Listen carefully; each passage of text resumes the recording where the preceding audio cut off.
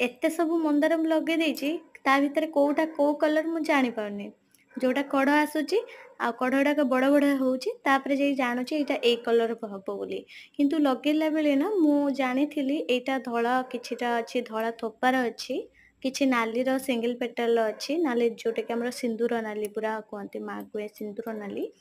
ଆଉ ଗୋଟେ ଅଛି ମୋର ହଉଛି ହାଇବ୍ରିଡ ମନ୍ଦାର ସେଗୁଡା ନାଲି ଗୋଟେ ଅଛି ଯୋଉଟା କି ତାର ମୋଟା ପାଖୁଡା ଆଉ ଗୋଟେ ପିଚ୍ କଲର ଫୁଲ ଗଛ ଅଛି ଯୋଉଟା କି ଗୋଟେ ଧଳା ରଙ୍ଗର ଏଇଟା ହଉଛି କଣ ବି ମୁଁ କହିପାରିବିନି କିନ୍ତୁ ଏଇଟା ଦେଖ ଗୋଟେ ହଳଦିଆ ଅଛି ଏଇଟାକୁ ମୁଁ ଭାବିଥିଲି ନାଲି ଯୋଉ ସିନ୍ଦୁରୀ ଫୁଲ ତ ସେଇଟା ହିଁ ମୁଁ ଭାବିଥିଲି କିନ୍ତୁ ସେଇଟା ହଳଦିଆ ଆସିଲା। ଆଉ ଏଇଠି ଗୋଟେ ଡାଳ ଦେଖ ତ ଇଏ ଦିଟା ବି କଣ ମୁଁ ଜାଣିନି କିନ୍ତୁ ତା ଭିତରେ କୋଉଟା ମିକ୍ସ ହେଇଛି ମୁଁ କିଛି କହିପାରିବିନି। ଏଇଟା ହଉଛି ବୋଧେ ମୋର ମୋଟା ପାଖୁଡା ଆସିଛି ବୋଧେ ଏଇଟା ଯୋଉ ମୋଟା ପାଖୁଡା ନାଲି ମନ୍ଦାର ହେଇଥିବ ମୁଁ କହିପାରିବିନି। ତ ଏତିକି ନୁହଁ ଆହୁରି ବହୁତ ସାରା ଅଛି ତ ଚାଲ ଦେଖାଉଛି। ତ ଏଇଠି ଦେଖ ଗ୍ରୋ ବେଗ ରେ ସବୁ ଛୋଟ ଛୋଟ ଯୋଉ ଚାରା ମୁଁ ତିଆରି କରେ ନା ସେଇଥିରେ ମୁଁ କିଛି ଲଗେଇଥିଲି। ତ ଏଥିରେ ମୋର ଅଛି ହଳଦିଆର ଯୋଉ ଆମର ଥାଏନି ନାଲି ମନ୍ଦାର ମୋ ପାଖରେ ବି ଅଛି ଗାର୍ଡେନ ରେ ଯୋଉଟା କି ନାଲି ପୁରା ପ୍ଲେନ ମନ୍ଦାର ଆସିବ ଆମର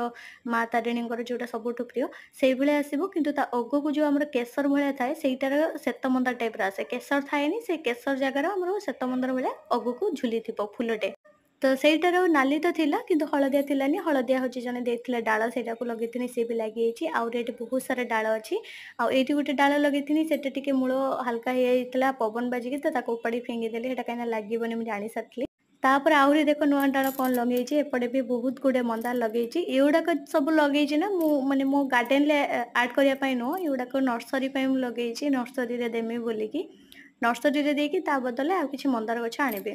ତାପରେ ଏଠି ବି ଆହୁରି ଅଛି ଦେଖ ଏଇ ମନ୍ଦାର ଟା ମତେ ବହୁତ ଭଲ ଲାଗେ ତ ଏଠି ମୁଁ ଦେଖ ଯୋଉ ଗଛର ଯୋଉ ମନ୍ଦାର ମୁଁ ଥରେ ପୋତିଲା ପରେ ଜାଣି ପାରିଲିନି ତ ତାକୁ ପୁଣି ରିପିଟ କରିଛି ତ ରିପିଟ ବୋଲି କଣ ଏକୁ ଭଲ ଭାବରେ ଚିହ୍ନିବା ପାଇଁ ମୁଁ ଯୋଉ ମନ୍ଦାର ଗଛର ଡାଳ ଲଗେଇବାକୁ ଇଚ୍ଛା ଥିଲା ତ ତାରି ମୂଳରେ ହିଁ ମୁଁ ପୋତି ଦେଇଛି। ଆଉ ସିଏ ବି ବଢିଆ ଆରାମ ସେ ଲାଗିଯାଇଛି ତ ଏଇ ଗଛଟା ମୋର ନାଲି ମନ୍ଦାର ଟାଇପ ନାଇଁ ଯୋଉ ପିଚ୍ କଲର ଟିକେ ହଉଛି ଆସିବ ପିଚ୍ ଆଉ ରେଡ୍ ର ମିକ୍ସ ବାଲା ତ ସେଇଟାକୁ ମୁଁ ରଖିଛି ମୋର ତାରି ଗଛ ମୂଳରେ ତିନିଟା ଡାଳ ପୋତିଥିଲି ଆଉ ଏଇଟା ଆଜି ପର୍ଯ୍ୟନ୍ତ ମୋର ଫୁଲ ଫୁଟିନି କିନ୍ତୁ ଛୋଟ ଗ୍ରୋ ବେଗ ରେ ଲାଗିଛି ବଢିଆ ସେ ଗ୍ରୋ ହଉଛି ବି ମଧ୍ୟ ତ କଢ ଆସିବ ବୋଧେ ୟାରି ଭିତରେ ଆଉ ଏଇଟା ଗୋଟେ ଡାଳ ଲଗେଇଛି ଆଉ ଏଇଟା ହଉଛି ମୋର ପିଚ୍ ର ଥୋପା କିନ୍ତୁ ସେଟା ଭଲ ଗ୍ରୋ ନାହିଁ ବୋଲି ସେଇଟା ମୁଁ ଡାଳ ଆଉ କାଟିଲିନି କି ଲଗେଇଲିନି ଏଠି ଗୋଟେ ବି ଲଗେଇଛି ଦେଖ ସେ ବି ମଧ୍ୟ ବାଲ୍ଟି ସାଇଡ ରେ ଫାଙ୍କା ଜାଗା ଥିଲା ନା ତ ସେଇଠି କିଛି ପୋତି ଦେଇଛି ଏଇଠି କାଟିକି ଆଉ ସେ ବି ମଧ୍ୟ ଲାଗିଯାଇଛି କାହିଁକି ନା